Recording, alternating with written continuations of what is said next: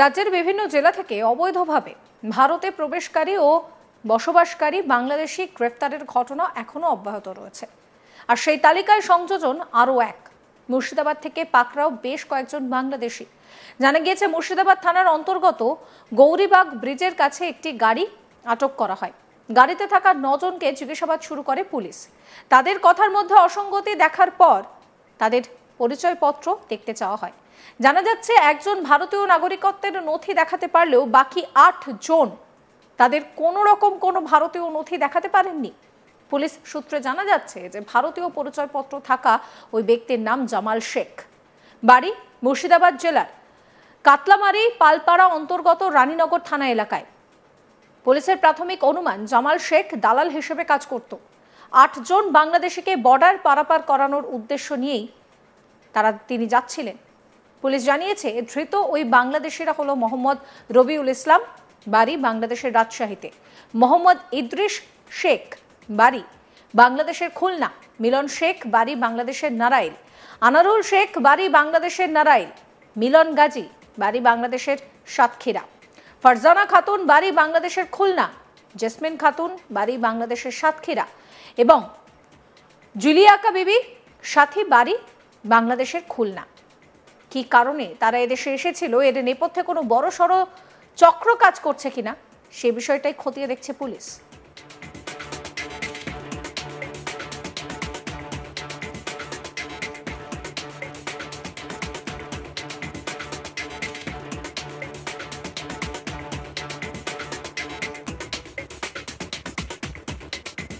বাংলাদেশের শেখ হাসিনা সরকারের পরিবর্তন হওয়ার পর থেকেই সবচেয়ে বড় মাথা ব্যথার কারণ হয়ে দাঁড়িয়েছিল এই অনুপ্রবেশকারীদের আসা যাওয়া।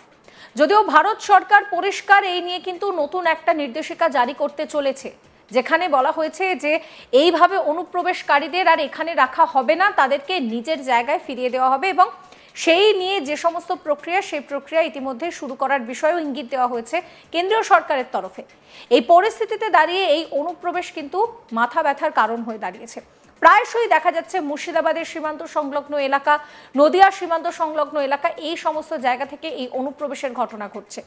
কোনো রকম কোনো অসৎ উদ্দেশ্যে এই অনুপ্রবেশ ঘটছে কিনা সেটাও কিন্তু একটা গুরুত্বপূর্ণ বিষয়। তার কারণ এই মুহূর্তে দাঁড়িয়ে বাংলাদেশে যে অন্তর্বর্তী সরকার রয়েছে, সেই অন্তর্বর্তী সরকারের তরফে বারবার ভারত বিরোধী মন্তব্য করা হয়।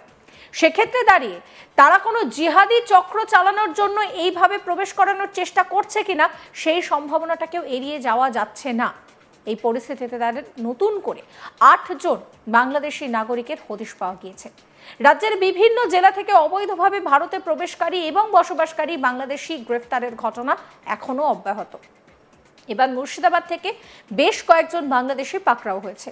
জানা গিয়েছে মুর্শিদাবাদ থানার অন্তর্গত গৌরীবাগ ব্রিজের কাছে একটি গাড়ি থেকে এদেরকে আটক করা হয়। গাড়িতে থাকা 9 জনকে জিজ্ঞাসাবাদ করে পুলিশ। তাদের কথায় অসঙ্গতি থাকে এবং তারপর যখন তাদের কাছে পরিচয়পত্র দেখতে চাওয়া হয়, তারা কেউ ভারতীয় নাগরিকত্বের প্রমাণপত্র দেখাতে পারেনি।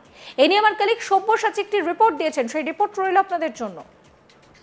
মুর্শিদাবাদ থানার অন্তর্গত গৌরীবাগ এলাকা থেকে এই গৌরীবাগ ব্রিজের কাছ থেকে একটি গাড়িকে আটকায় মুর্শিদাবাদ থানার পুলিশ। মুর্শিদাবাদ থানার পুলিশের কাছে গোপন সূত্রে খবর আসে যে বাংলাদেশিদেরকে নিয়েই এই গাড়িটি রানীনগর থানার উদ্দেশ্যে যাচ্ছিল। রানীনগর কাতলামারি উদ্দেশ্যে যাওয়ার আগেই সেই গাড়িটিকে ধরে ফেলে গৌরীবাগ ব্রিজের কাছেই মুর্শিদাবাদ থানার পুলিশ, এবং সেই গাড়িতে 9 জন মতো ছিল বলেই পুলিশ সূত্রে জানা যাচ্ছে। তাদের সবাইকে জিজ্ঞাসাবাদ করতে থাকে যে তারা কোথা থেকে আসছে, কোথায় যাবে, সেই বিষয়ে জিজ্ঞাসাবাদ করতে থাকলেই বেশ কিছু অসঙ্গতি লক্ষ্য করে মুর্শিদাবাদ থানার পুলিশ। তারপরে তাদের ভারতীয় হওয়ার যে ডকুমেন্টস বা প্রমাণপত্র সেগুলি দেখতে চাইলে কোনো মতেই 8 জন তারা তাদের ভারতীয় কোনো নথি দেখাতে পারেনি। 8 জন দেখাতে পারেনি। একজন জামাল শেখ, যার বাড়ি রানীনগর থানার অন্তর্গত কাতলামারি এলাকার, তারই ডকুমেন্টস পাওয়া গিয়েছে। পুলিশ সূত্রে যেটুকুটা এখনো পর্যন্ত প্রাথমিক তদন্তে বেরিয়ে আসছে, এই জামাল শেখ 8 জনকে নিয়েই বাংলাদেশ বর্ডার পার করার উদ্দেশ্যেই যাচ্ছিল বলে প্রাথমিক অনুমান পুলিশের। পুলিশ 9 জনকেই আটক করেছে। আটক করে তাদেরকে আদালতের কাছেও নিয়ে যাওয়া হয়েছে।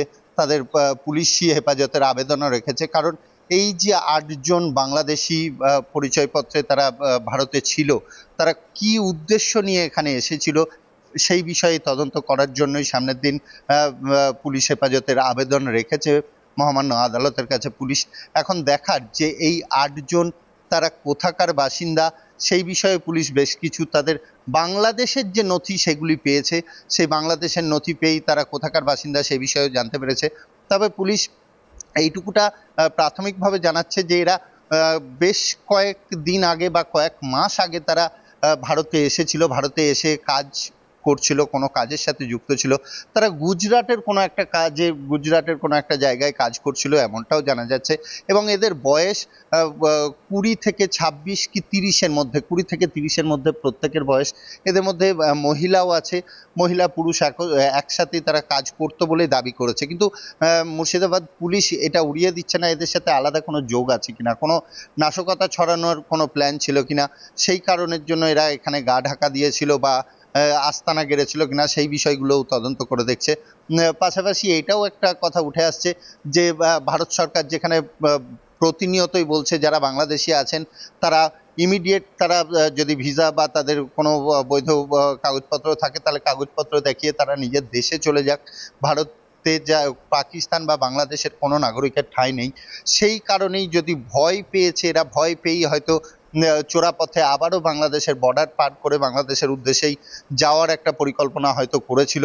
সেই পরিকল্পনায় বানচাল করে দেয় মুর্শিদাবাদ থানার পুলিশ। মুর্শিদাবাদ থানার পুলিশ এই 9 জনকেই গ্রেপ্তার করে তাদের জিজ্ঞাসাবাদ চালাবে এবং সামনের দিন কি বেরিয়ে আসছে, এরা আলাদা কোনো কিছুর সাথে যুক্ত ছিল কিনা সেই বিষয়টা এখনো পর্যন্ত উড়িয়ে দেওয়া যাচ্ছে না।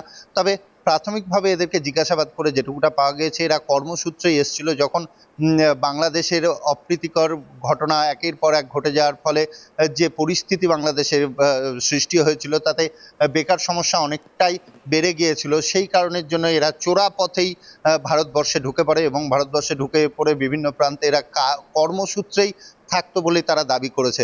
তবুও এই যে পরিস্থিতি, মুর্শিদাবাদে একাধিকবার আগ্নেয়াস্ত্র উদ্ধার, ভুয়ো আধার কার্ড, এই যে ঘটনাগুলি প্রতিনিয়তই ঘটে যাচ্ছে এবং ভুয়ো বা আধার কার্ড বানিয়ে বাংলাদেশিরাও এখানে থাকছে সেই চিত্র উঠেছে। আবার অনেকে ডকুমেন্টস তৈরি করতে পারেনি, বাংলাদেশি ধরা পড়ছে। কাজে এই পেছনে এই যে চক্রটা, যে দালাল চক্র কাজ করে বাংলাদেশ থেকে ভারতবর্ষে নিয়ে আসার ব্যবস্থা করে, পাশাপাশি ভারত থেকে বাংলাদেশ নিয়ে যাওয়ার যে র্যাকেট কাজ করে সেই র্যাকেটটার পেছনেও মুর্শিদাবাদের পুলিশ লেগে আছে যে কিভাবে তাদেরকে, তাদের পান্ডা কে আছে, কিভাবে তাদেরকে ধরতে পারা যায় সেই বিষয়ে তদন্ত করছে। তবে বলাই যেতে পারে যে মুর্শিদাবাদের একটা বড় সাফল্য এই 8 জন বাংলাদেশি যারা দীর্ঘদিন ধরে ভারতবর্ষে ঢুকেছিল। কি কারণে তারা ঢুকেছিল, এই যে পরিস্থিতি এই মুহূর্তে পশ্চিমবঙ্গের যে পরিস্থিতি, পুরো বাংলাদেশের পরিস্থিতি, সেই বাংলাদেশের প্রতিনিয়ত বাংলাদেশের সাথে কিছু না কিছু ব্যাপার নিয়ে ভারতের একটা মতবিরোধ চলছেই, সেখানে প্রতিনিয়ত বাংলাদেশি গ্রেপ্তার হওয়া এটা একটা জিজ্ঞাসা চিহ্ন এবং উদ্বেগের বিষয় হয়ে দাঁড়াচ্ছে মুর্শিদাবাদবাসীর কাছেই। সমস্ত খবরের আপডেটের জন্য আপনাদের নজর থাকুক আজ তাক বাংলা। চ্যানেলটিকে সাবস্ক্রাইব করবেন, নোটিফিকেশন পেতে বেল আইকনে ক্লিক করবেন, ফলো করতে ভুলবেন না আজ তাক বাংলার হোয়াটসঅ্যাপ চ্যানেলও।